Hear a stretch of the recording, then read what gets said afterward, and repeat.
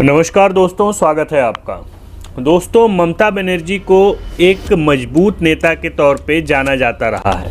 ममता बनर्जी को ये भी कहा जाता रहा है यह ऐसी नेत्री हैं जिनके नेतृत्व में बंगाल से कम्युनिस्ट पार्टी ऑफ इंडिया को उखाड़ फेंका गया। लेकिन ममता बनर्जी क्या आज के समय में बंगाल के लिए वही सब काम कर रही हैं जो इससे पहले कम्युनिस्ट पार्टी ऑफ इंडिया और उससे पहले कांग्रेस किया करती थी?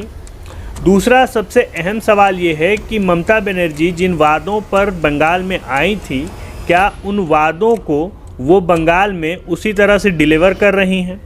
और तीसरा सबसे अहम सवाल ये है कि ममता बनर्जी क्या वही सब काम कर रही हैं हिंसा के तौर पर जिस तरह का काम लेफ्ट विंग बंगाल में किया करता था?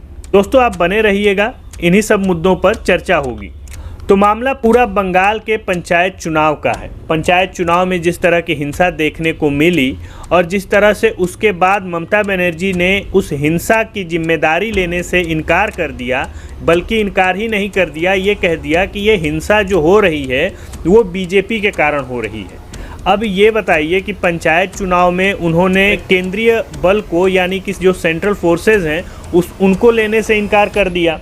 ऊपर से जब उनको लेने से इनकार कर दिया तो केंद्र सरकार सेंट्रल फोर्स भेज नहीं सकती। और उसके बाद उन्होंने यह भी डिनाई कर दिया जो हिंसा हो रही है वह मेरे नेतृत्व में हो रही है। उन्होंने साफ कह दिया कि यहाँ पे जो हिंसा हो रही है वो बीजेपी करा रही है और यह केंद्र के आदेश पे हो रहा है।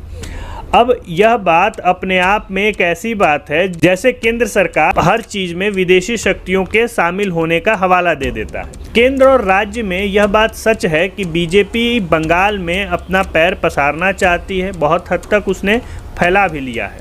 लेकिन इन जो राज्य में हिंसा चल रही है उसकी जिम्मेदारी किसकी होती है? उसकी जिम्मेदारी जाहिर सी बात है कि राज्य सरकार की होती है। राज्य सरकार की मुखिया होने के नाते ममता बनर्जी की होती है। लेकिन ममता बनर्जी इसे पूरी तरह से डिसोन कर रही हैं, इसे लेने से मना कर रही हैं। वो यहाँ तक कि वे तो ये मान रही हैं कि इस हिंसा में सबसे ज़्यादा टीएमसी के लोग मरे हैं।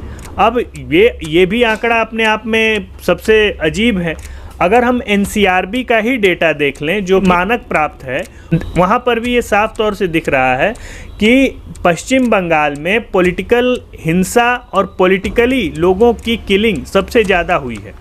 अब इस तरह के आंकड़े अगर आ रहे हैं और वो एनसीआरबी में वो डेटा दर्ज होता है जो राज्य सरकार में एफआईआर हो सके या जिसको राज्य सरकार अलाउ करे। मतलब अभी तो बहुत सारे ऐसे लूट, हत्या और बहुत सारी ऐसी चीज़ें होंगी जिनका कोई पुलिस रिकॉर्ड ही नहीं होगा।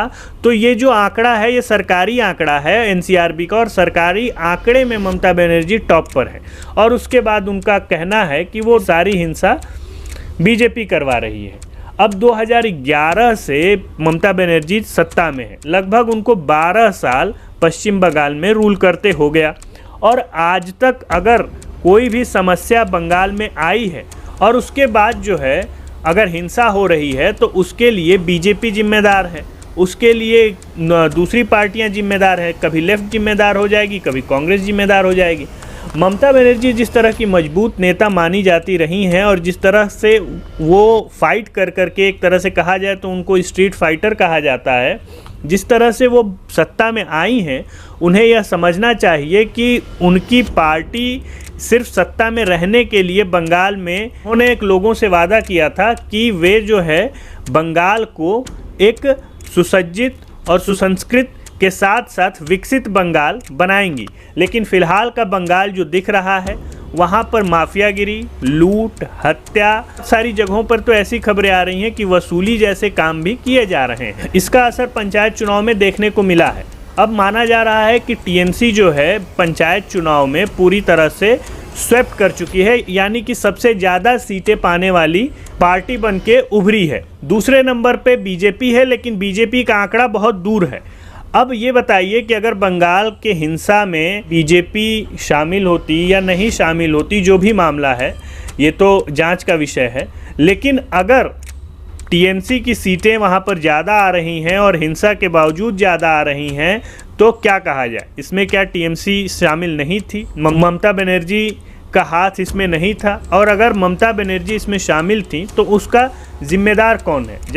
जब राज्य सरकार ही अगर हिंसा कराने लगे ग्राउंड लेवल पर, राज्य सरकार ही बूथ लूटने लगे, पोलिंग स्टेशन से एजेंट गायब हो जाएं, विपक्षी पार्टियों के जो उम्मीदवार हैं वो ही गायब हो जाएं, या फिर उनको धमका करके बैठा दिया जाए, फिर आप किस तरह से लोकतंत्र की बात कर सकते हैं? यही ममता बनर्जी कुछ दिनों पहले पटना गई थी विपक्षी एकता की। तो विपक्षी एकता में सबसे बड़ा मुद्दा ये उठा कि मोदी जो है डिक्टेटर हो गए हैं। तो मोदी डिक्टेटर हो गए हैं और लोकतंत्र के लिए खतरा है। तो ममता बनर्जी क्या है बंगाल के लिए, और ममता बनर्जी क्या हो गई हैं? क्या वो डिक्टेटर नहीं हो गई हैं, और क्या वे पश्चिम बंगाल के लोगों के लिए खतरा नहीं है?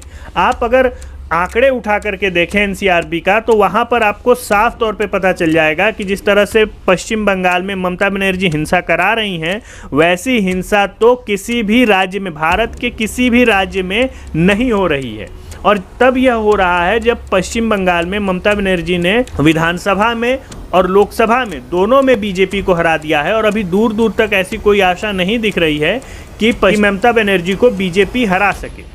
लेकिन उसके बावजूद जिस तरह का रवैया है, यह बता रहा है कि जब आप एक छोटे से राज्य में इस स्तर की हिंसा करा सकती हैं, और इस स्तर का आपके अंदर तानाशाही आ सकता है, तो आप जब दूसरों पर सवाल उठा रही होती हैं तो आप पर भी कई सवाल उठ रहे होते हैं। इसलिए ममता बनर्जी को एक बार फिर से सोचना चाहिए, जो वो बात विपक्षी एकता में करती हैं, क्या वे बातें, क्या वे लोकतंत्र, क्या उस तरह की व्यवस्था जिस तरह की वो एक यूटोपियन संकल्पना ये सभी लोग पेश कर रहे हैं, क्या उस तरह की व्यवस्था अपने राज्य में ये लोग लागू कर पा रहे हैं? और अगर नहीं लागू कर पा रहे हैं तो इसका क्या भरोसा है कि जब ये सभी लोग मिल करके केंद्र में आएंगे तो कोई ऐसी स्थिर सरकार बनेगी या कोई ऐसी स्थिति बनेगी जहां पर यह देश सुगम रूप से संचालित हो सकेगा।